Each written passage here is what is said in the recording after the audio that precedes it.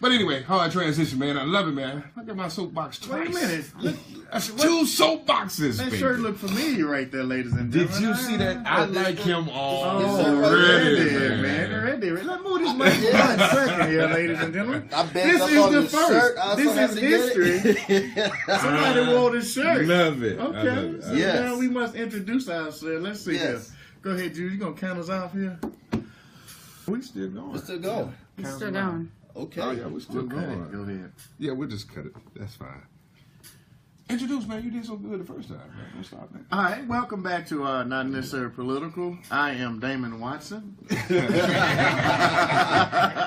First time ever, man. I'm impressed. He got the shirt on. You got the shirt on. But I am Lonnie Malone. Like us and share us. I know. Make sure you see us on Not Necessarily Political with James Williams and Lonnie Malone. On Instagram, put your pictures up at Not Necessarily Political.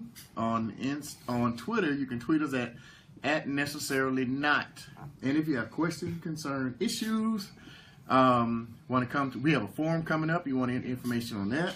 May what? May 14th at 6 p.m. We're going to have the state representatives 55 and 60. Right.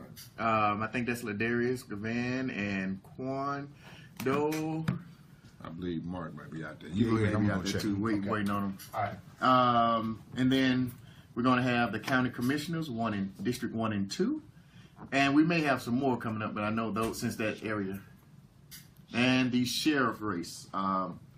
We're still trying to get in touch with one of the candidates, but he's on the Republican side, so I don't know if he'll come that night or not, but he's definitely welcome to do that. And now, James Williams may step out for 1 second, but we're going to keep going. He'll catch up. We have the man himself, and... Yes. Is it Campaign Mama? Yes, it is. Number His one biggest fan. spokesperson. Number 1, huh? Yes.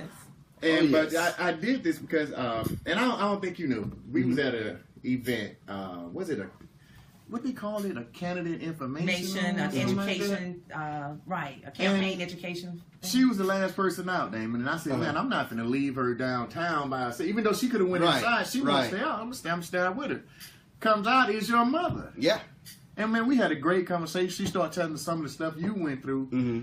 And that intrigued me because, first of all, she's out campaigning for you, trying to help you. That's impressive in itself.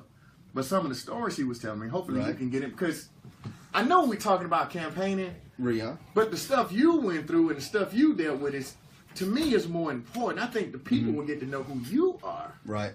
As it. So introduce your mother again, man, and then we'll go into it. Okay, this is Cynthia Watson, number 1 spokesperson. Talk about yourself, Mom. I'm Cynthia Watson, Damon's mother, and I was rather young when Damon was born. I was a single mom. So, of course, Damon grew up with the support and love of not just me, but a community. We made sure that we kept plenty of people around, but my mother was always there. And so Damon and my mom have a very close bond. They've always bonded. And it's always been important to me that I kept plenty of people around him that would be a positive role model, because he did grow up without his father. And so that's the thing. We know what it feels like. And Damon knows. And as a mother, it was painful for me to watch him, the pain that he went through when he was young, growing up without a father. And even though there were people around and we kept that community there, it was not his dad. Because as a child, you need to know, it's important that you know who you are, where you come from. And it doesn't matter who is there, but your parent is the one that you always, that's your first love, you know. And that's who you see that's there to protect you and to love you. And what I saw is the pain, because he felt it was something wrong with him, like he was unworthy, or what is it about me that my father doesn't want to be here with me? And of course I had to let him know it's not you, you know, that he's missing out. And sometimes it just takes some people a long time to grow up before they really get it. Mm-hmm. You know, so that's what's happening, but it's not you, because you're very much loved and lovable and worthy. Right. But one of the best shows, Will Smith, remember on The Fresh Prince? One of the best episodes it was when his dad came back And he promised him he was going to ride with him in the truck. And, Yes. and his dad that left out and Will said, Yes. man, why didn't he love me? But that was a real scene to him because he said his dad left one time. And so he disappeared that day. Nobody hardly saw him. But when he did that scene, that was genuine, honest emotion, man. Yes. And there's a lot of men that go through that. I remember that feeling. I was the first time I met my dad. I was 8 years old, and he made a lot of promises. You know, hey, David, do you want to go to the hockey game, the baseball game, the football game? And you know, what little boy doesn't want to go with his dad? And so I said, yeah. And I never saw him. So that episode, it did hit me, and sometimes it still does. But I didn't see him again until I turned 11, and then I didn't see him anymore until in my 20s and later into my 30s. And I tried again in my 30s to make a strong connection with him, but that failed. So I let that go. But yes, that scene from Fresh Prince of Bel-Air, it hit. It definitely hit, and it still does. I never forget. Strangely, we got a lot in common. I was 9 years old. And my mom checked me out of school. And didn't know why, you know. So I go sit in the car and she's crying. And I'm like, you know, what's happening?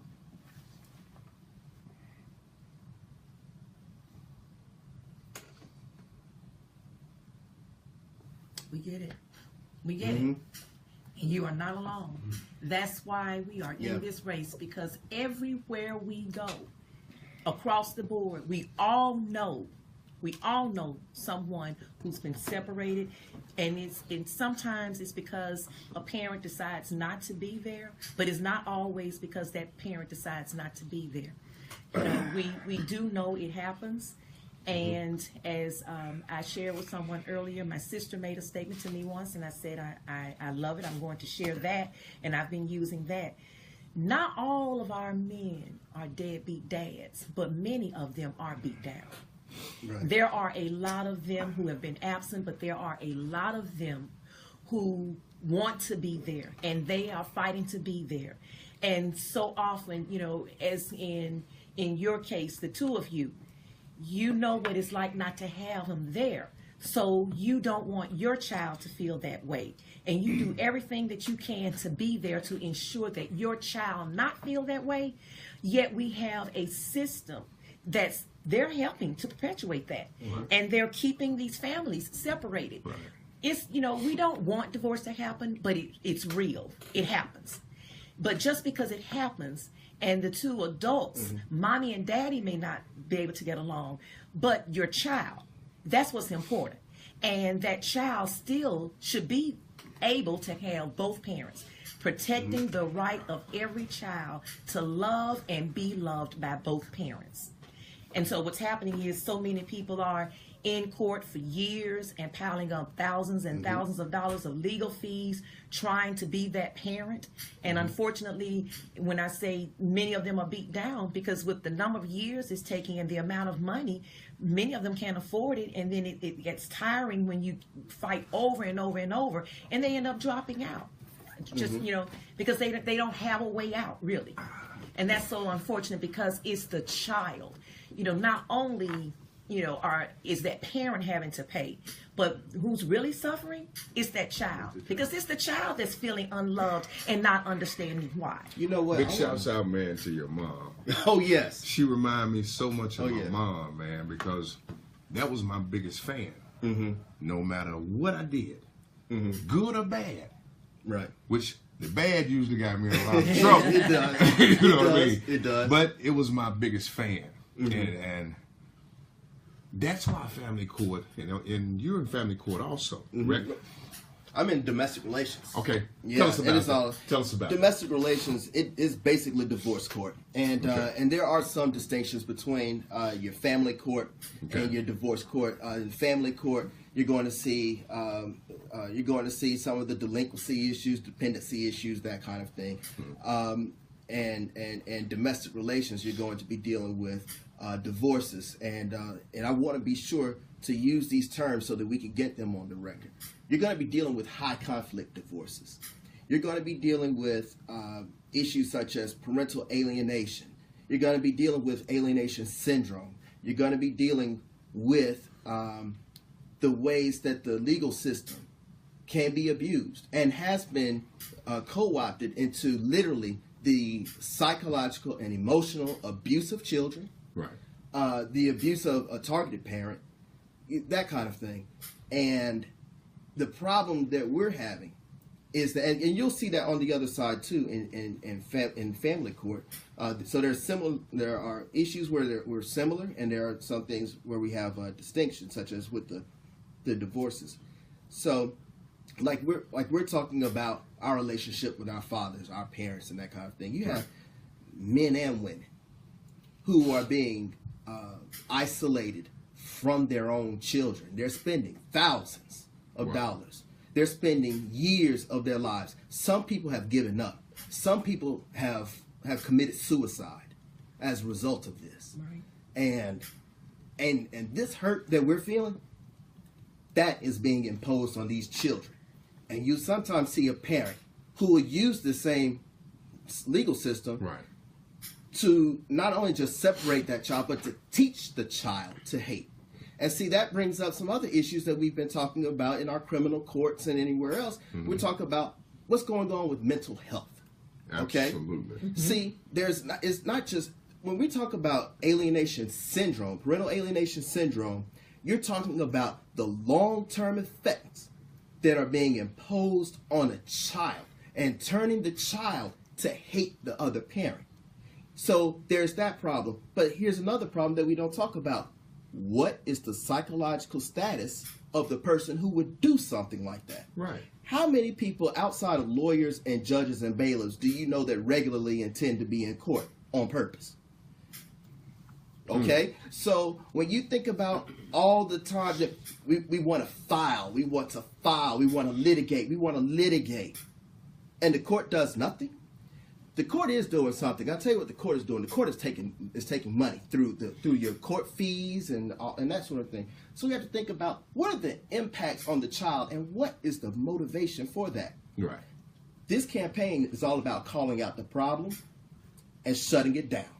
Finding solutions. We're definitely looking for solutions. This is unconventional for a judge, man. Absolutely. I don't hear a judge. You don't hear anybody talking about that. You won't hear about the different forms of abuse, the different forms of domestic violence, the different forms of domestic abuse that's out there, okay? Because there's a full spectrum that hasn't gone addressed. You have different psychiatrists that are required in order to investigate these issues because not everybody is certified or qualified to deal with these issues. Example, when we have a human body, a medical malpractice case, and there's a heart surgery that goes wrong, you don't call it a podiatrist, right? We're not looking for the oncologist. We're not looking for the neurologist. You look for the cardiologist because we talked about the heart, right? A specific problem has a specific solution. Right. Okay. Well, in the domestic relations court, in the family court, we find anybody that's got a psychological degree or any counselor, and we think, oh, that's good to go. Mm-hmm. That person may not be they may not recognize it because think of this. Psychological issues, you think of, say, Stockholm Syndrome.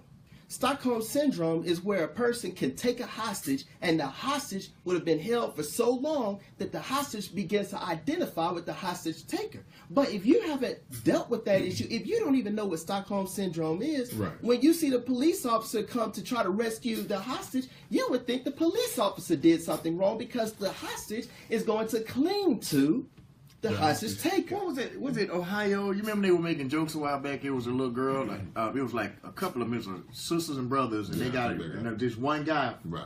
Something. And I think that's what they mentioned that they ended up with. That what you said. Yeah. Because the guy was talking about, I'm going to McDonald's and I saw this girl or something. They kind of. God, I'm trying to remember what state that was, but they had them so long. I think that the oldest, I don't know if she had a child with him or something like that. Yeah. So you are actually saying that you. Because most, judicial campaigns, you hear, I'm going to be fair and balanced. Because judges can't promise you anything. And of course, we do know every case is different. So yes, that's the thing. Everybody, when you campaign. Of course, if it's a judicial candidate, then they let you know that they're going to apply the law. They're going to be fair. But he's talking about case by case, though. That is the best and that's part why, for me. Right, but see, that's why they tell you, well, judges can't. They can't. Judicial candidates, rather, they can't promise you anything. Absolutely. And so he's not really promising anything other than we need to find solutions. Right. Now, that's the Right. promise, Right. is to look for and let's explore all the options to find solutions. Right. But what I can say is this. We do know judges don't write the law, Right. of course. They only can and so interpret. they can only, they interpret. And Right. some can interpret narrowly or widely. Absolutely. It's how you apply that law. And one of the examples I like to use that most people really understand is, especially when you're speaking to the young community, that when it's time for sentencing, and they tell you that the guideline says for this crime you get 10 to 30 years. Right. Well, now someone's going to get, it's up to that judge. Who's getting the 10 years? Right. Who's getting the 30 years? That whole range in there. Right. So that's the importance, of the Absolutely. judges. Absolutely. But as I said, you're sitting there and they interpret. But what I am very happy about is we know that these are problems.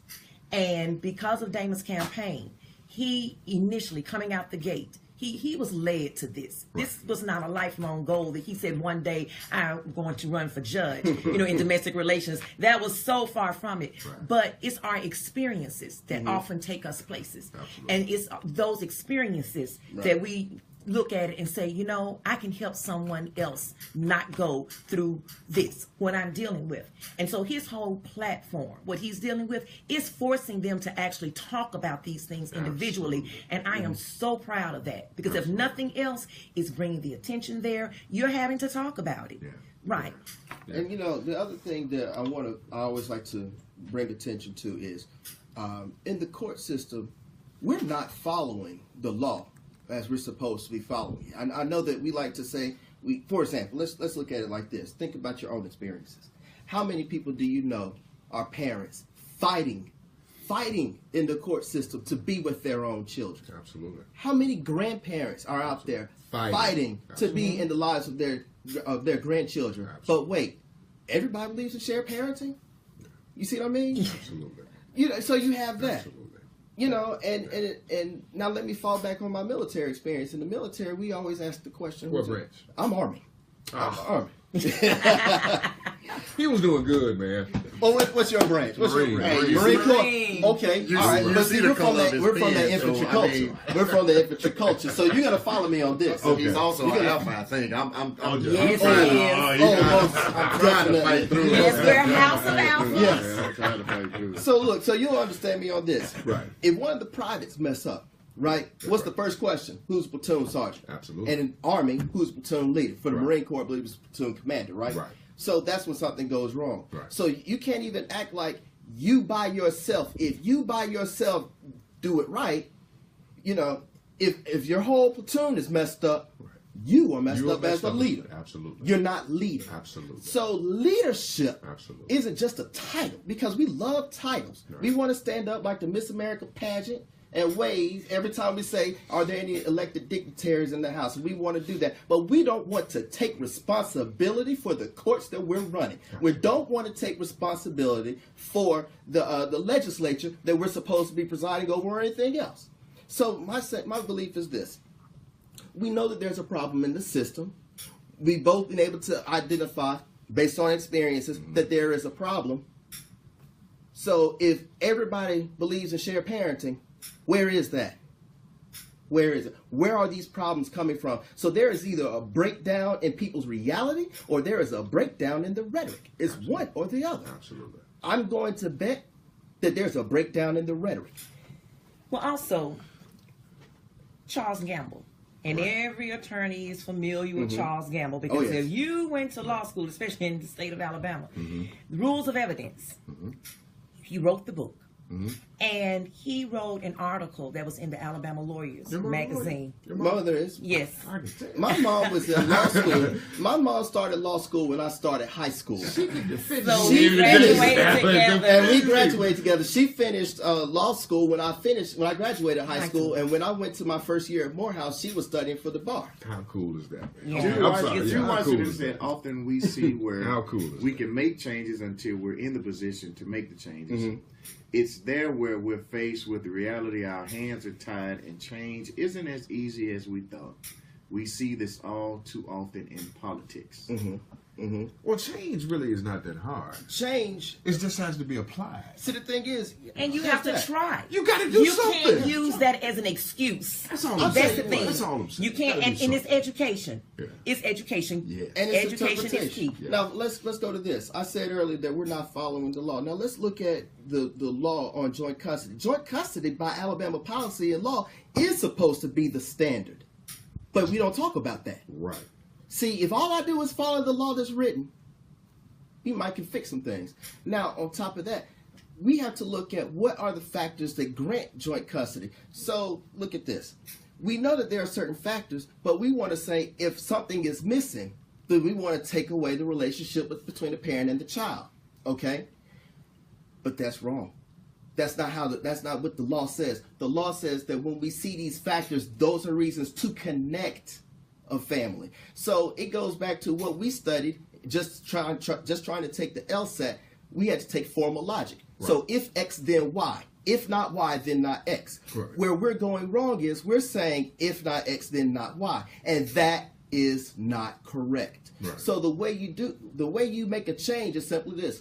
Follow the law that's written. And now, apply rules of evidence. apply the rules of evidence. It's already there. But here's they're the not thing, though. applying. Here's That's the what thing, Charles though. not being Campbell applied. said. Campbell, in his That's what article, he said. the counterfeit rules of evidence versus the textbook rules of evidence. It's in our Alabama Lawyer. Right. Okay, he talked about the areas of law that have fallen short in terms of the application of the rules of evidence, and there was a little bit on this area, a little bit on that area, but family law went pages.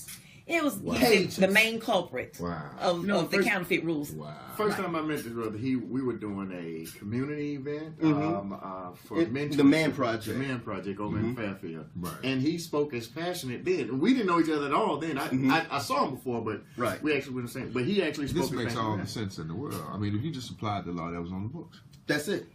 If we could follow not just the rules of evidence, but let's learn how to follow the rules of procedure. Right. You see, Right. if all I do as a judge, is take it back to law school, I just would have improved the law.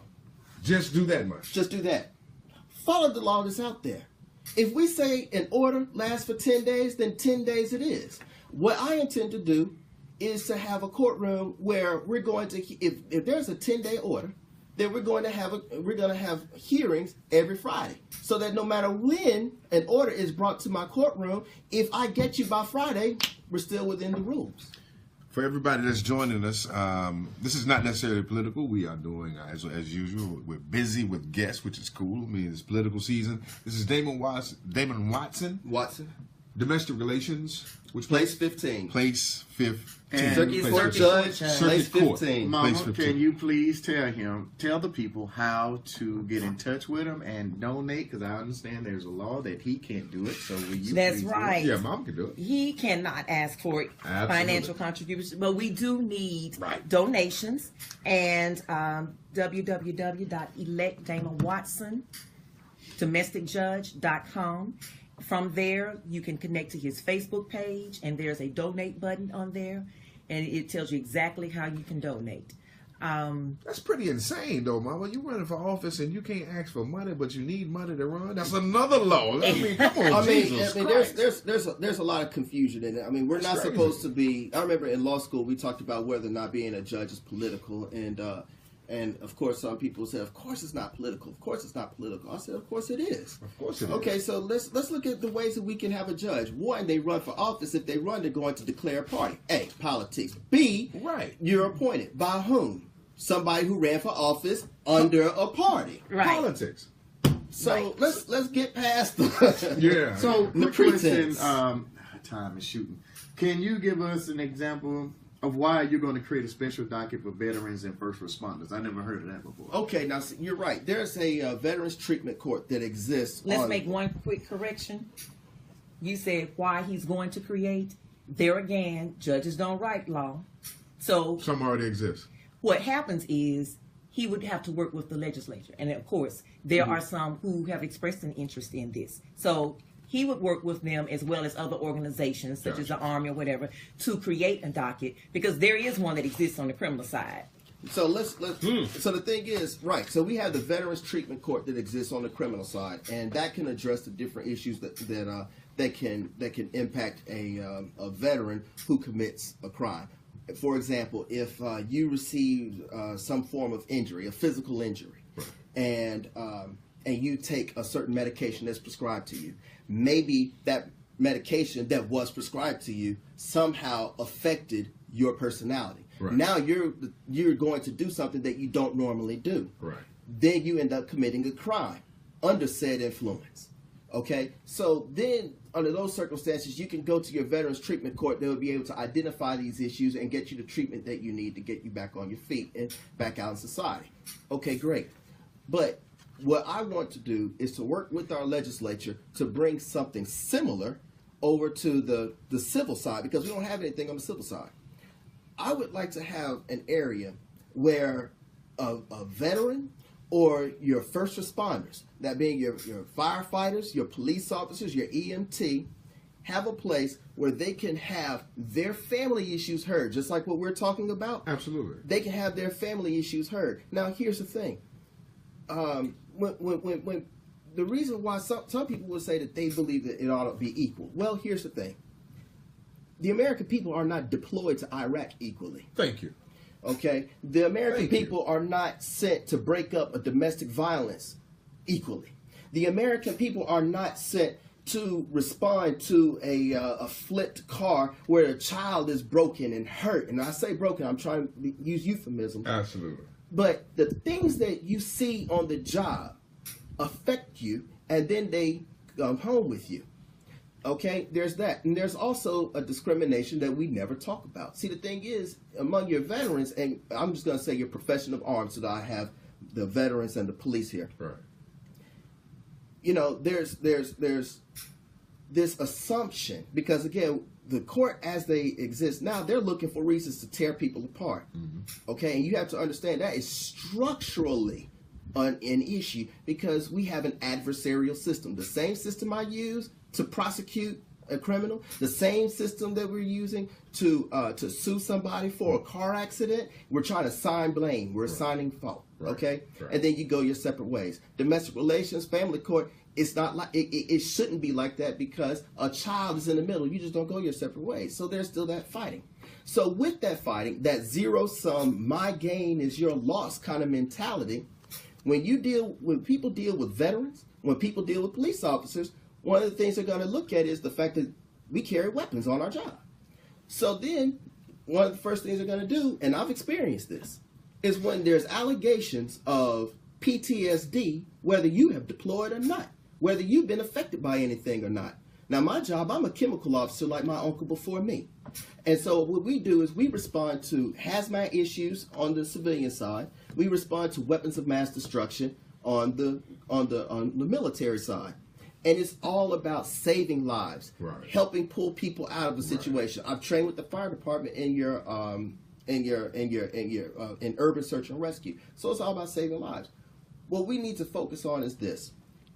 We need to focus on how we keep people together, not assigning labels when we don't even understand what the label is. And in fact, it is a slur. Let me make that clear. It's a slur. Right. To say somebody has PTSD, a service-connected PTSD, it's a slur against the people who sacrifice for this country. Right. It's a slur against the person who does not have that particular ailment. Right. So we need to stop that. And what we say is, every time you go somewhere and you meet a veteran or something, right, first thing we say, oh, thank you for your service. It's almost like saying bless you when someone sneezes. You know, I'm so tired of hearing that. I get so tired of hearing that. Lord, and then when they go to court and it's a custody issue, absolutely, same said service is often used against them. I just get tired of hearing it, because you go down to the VA hospital, they don't really you treat them it. like crap down there, you know, and if they really got a mental illness, you still treat them like crap, just like you said, right, because they're only dealing with them criminally in a criminal criminal Right. court. And then you come and say, okay, since it's November 11th, I'll give you a free meal. Right. And Jude, so that's he's when all he does about finding the solutions. Jude Washington said something about it. He said those veterans and first responders with PTSD, such as myself, would be likely looked at adversely in domestic court, and the other parent can use that against them. Don't you think? Right. But Exactly. now here's this. That's what's here's happening. This. As a soldier, as a the point of Marine, becoming what a are we soldier? taught? What are we taught? We're taught you never leave anybody Never behind, leave them ever behind. under any circumstances. Period. So, but civilian courts, they don't get that concept. They're not used to that mentality. So let me bring that mentality to the bench. If you have PTSD, instead of saying that there's a problem and we should separate you from your family, how about I get you the treatment that you need Right. so that you can continue to be in the lives of your family? Because the research shows that if you snatch the family and that support network away from somebody, then you've in fact done a damage to that person. Right. If we are truly caring about families, if we truly care about our veterans, if we truly care about the people who serve this country and serve their communities, you would step up, you would do something, you would stop that. Well, actually, treatment depends on your tax bracket. And I think that's where we run into issue. Because if you're not making a lot of money, because when they treat you for PTSD in those high-end facilities, they require you have Right. family and a support system. Because Right. that's the only way you're going to come out of it. Right. If you don't have money, Right. then your level of treatment dramatically goes down, even in courts. If you don't have the right lawyer, Exactly. if you don't have the right lawyer there, your level of judgment dramatically goes down. So what Right. you're saying is you're about to even this across the board Absolutely. in domestic relationships. The plan is this. When we have this docket, we're going to start centralizing all of those benefits that we talk about in the military. When we talk about military finance, we start talking about military families, all these military Absolutely. issues. We start centralizing all of that information because right now is you having to call your G1, well, I'm sorry, now your admin section. Welcome back to civilian Sorry. life.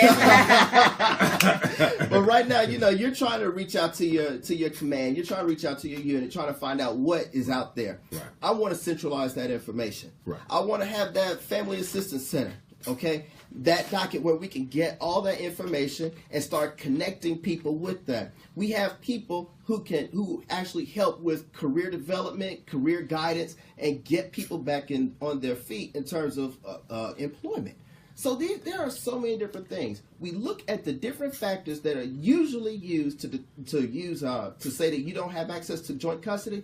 Look at all of those factors, and instead of saying that somebody should not have access to their children, how about I shore that up? How about I make those improvements? How about I get you on a docket that can get you to the resources that you need so you can be the parent that you want to be? And it's a great vision. So once he's elected, then what will happen is the community, of course, understanding this and knowing this, Absolutely. you get behind your legislators because there are some who've already said sounds great to them. So they will have to put the pressure on to say, let's make this happen. Right. And then it can happen. But one last thing I want to say before we run out of time, I want to make sure I get this in. There are currently no men on the bench in domestic relations. Say that again, Mama. Not one. Currently no men. Now, I'm an AKA. I'm all about the sisterhood. All about Say it, Mama. That's right. However, I'm taking your mama, man. we say we want fairness. We say Christ. we want balance. Well, let's balance domestic Have relations. mercy. We Have need mercy. a male perspective on that bench. Did you hear that, Julia? But before we go any further, Jesus Christ. James Williams, Damon Watson, and Jude Washington, let's get together and do a PTSD because I don't know, it happened last year or something, but when I hear something like 2 or 3 times now, it clicks with It's me. pretty serious, And man. I start It is. dealing. And I've heard PTSD a lot. And I pretty know serious, Jude. man. Jude is a real level-headed guy, but if he goes through PTSD, you going through it, you go through it. And the kids in the streets nowadays, you gonna say what you I want. tell you Kids are what. getting shot up and seeing Yes. this. Right. That's PTSD. I mean, I tell you bro. what, you walk through Kuwait a little while yourself. That's what I I'm bet saying. you don't Right. have it, bro. See, that's what I'm saying. Right. But you get it Come in on. America. Right. You get it in the neighborhood. That's my point. We need to get a That's show, my and that point. may be a Friday. That's my point. Let's get together. Let's do this. Let's we give it what they call a soapbox. Close out with 3 to 5 minutes of what's dear and true to your heart. And I'm off asking you personally. Let's get together on a Friday real soon. Okay. And let's do a PTSD. We got it, brother. We I'm gotta with do that. Jude I'm for it. Washington, if you still there, brother, We gotta do let that. me know. if you be interested in that right there is something, because you all, we got to do that. Mm-hmm. I know you all, and if you all are suffering or have dealt with this, then I can imagine, like Stephanie Carter said about her dad earlier. You need to go back and read that one too. Her dad said he doesn't deserve love or hate. Let me make one clarification. You know, Damon is living this as we speak, so we don't want to give anyone any excuses. He's talking about PTSD. He doesn't have PTSD. Let's make that clear. Because that will be used against him. I'm sorry. You know what? And I hate that too. That's the kind of politics I hate. I forgot, brother. You are. I forgot. I apologize. I interpret it as more of a hypothetical. Those who we are hypothetically talking about. I understand, but they don't. I know they don't. She's right. Somebody would take it all the time. Right. That's why we can't. Well, would you do it for clarity? Would you just do it for clarity's sake, though? For clarity, Damon Watson does not have PTSD. James Williams does not have PTSD. Right, I am not diagnosed with PTSD. There we go. Oh my God! But you know what we're dealing with. And you wonder why, right? You know what I'm saying? I don't. You know, it's they take every opportunity. But this is the cool thing about this, and let me say this, man. Is I appreciate you coming because it sounds like your background is like my background, and you know. Even back when I was doing talk radio, they used to always say about what a single mama couldn't do. And I always told them, I said, she can do whatever she wanted to do. Right. You know, and we make those excuses even in our communities. But mama have to decide to sacrifice. Right. You know, I watched my mama decide to sacrifice for her children, which means that as I grew up, it made me decide to sacrifice for her, which I do every day and now. So I just appreciate that. Right. More so than anything, because I get tired of rose-colored stories about candidates like you've never had no problems in your life, and now you finna go on the judge bench with these rose-colored glasses on, but you dealing with folks from a community that had our type of issues. Right. So that always makes me worried, because I need somebody that has came through it. Here it is. When you're in court, it always comes down to making sure that the judge believes and understands something, and if a judge only can speak to this range of issues, and they only understand this. Absolutely. But your situation is here. Right. You have a problem. So then, if you start trying to push everything into this little narrow box right here, now all of a sudden you're the one that's lying, and that makes no sense. You need to have a judge who has experienced these things, understands these things, and is willing to. I want to hear certain issues so that we can get these things fixed. These cases that have been going on 2, 3, 4, 5, 6, 10 years, and we know that Apple and Samsung can settle an issue in less time. Let's get that fixed. Mama, ask one more time since he can't do it, please. That's right. Please, no amount is too small. You can make a large amount. You can make a small amount. But you may donate to elect the campaign to committee to elect Damon Watson. You may go to electdamonwatsondomesticjudge.com. Thank you so much. I thought this was pretty funny too, man. Wanda Bryan, because she stay on me. Oh yeah, she loves you. Oh yeah, she loves you. Though. I love her. Yeah, and she spoke very highly of you. And it kind of tickled me because they say you was somewhere speaking, and the lady said, "I don't know what he said, but I'm gonna vote for him because he cute." So if you get the cute vote, make sure you take that. I didn't see that one coming. You have some comments from Stephanie, Patricia, and Jude that you might want. Yeah, you check it out. But give us what we got. 2 minutes. Whatever you want to close out with, it's on you, my man. I just wanted to say that first of all, thank you, Jefferson County, for the love that I've received so far. It's been an honor to get an opportunity to come out and to run. And I've met so many good people. We have so many good candidates, and there are a lot of difficult choices to make. And so I understand that that's out there, and voting's going to be tough, but you have to vote.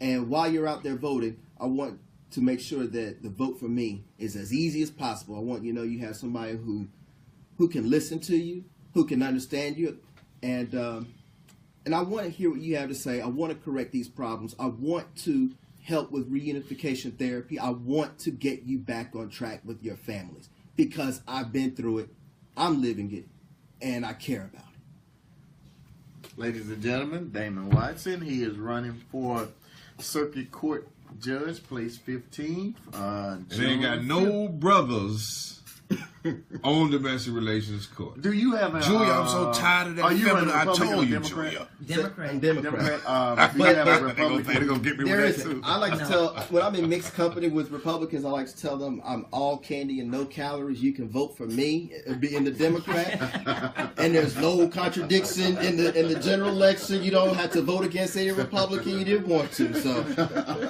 it's all good. No calories.